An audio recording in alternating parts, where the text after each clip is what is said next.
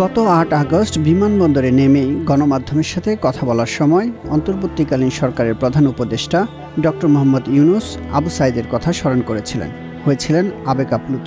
শপথ নেওয়ার 2 দিন পরই রংপুরের পীরগঞ্জে আবু সাঈদের বাড়িতে গেলেন প্রধান উপদেষ্টা। শনিবার সকাল 10:30টার দিকে হেলিকপ্টারে করে রংপুর পীরগঞ্জ মেরিন একাডেমিতে পৌঁছানোর পর তিনি সেখান থেকে গাড়িবহরে জাফরপাড়ায় আসেন।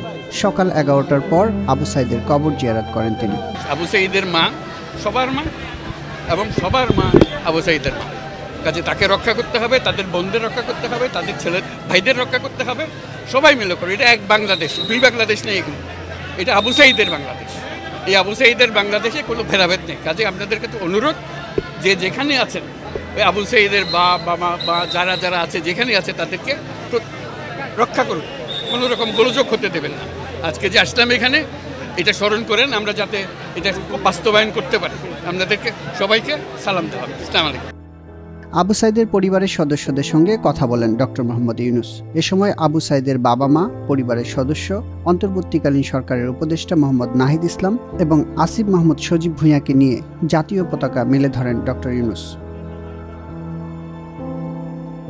এরপর বেগম রোকেয়া বিশ্ববিদ্যালয়ে গিয়ে সেখানে শিক্ষক শিক্ষার্থীদের সঙ্গে মত বিনিময় করেন অন্তর্বর্তীকালীন সরকারের প্রধান উপদেষ্টা। এছাড়া আহতদের দেখতে যান রংপুর মেডিকেল কলেজ হাসপাতালে। এরপর রংপুর সার্কিট হাউসে তিনি সাংবাদিকদের সঙ্গে কথা বলেন।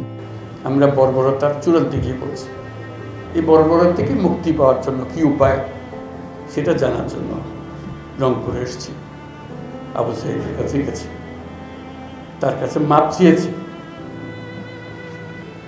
যে তোমাকে এই বর্বরতা থেকে আমরা মুক্তি দিতে পারিনি, ভবিষ্যতে যেন এটা না হয়, এটাই আমাদের বিষয়। আপনারা সংবাদ মাধ্যম, আপনাদের মাধ্যমেই আমরা এটা জানতে পেরেছি। আপনাদের মহান শক্তি, এই শক্তিটাকে প্রয়োগ করে কীভাবে জাতিকে আবার একত্র করা যায়, এক পরিবার বানানো যায়। কেউ কারো মারার জন্য নয়, আমরা মারার জন্য দেশ বানাইনি, গড়ার জন্য দেশে বানিয়েছি।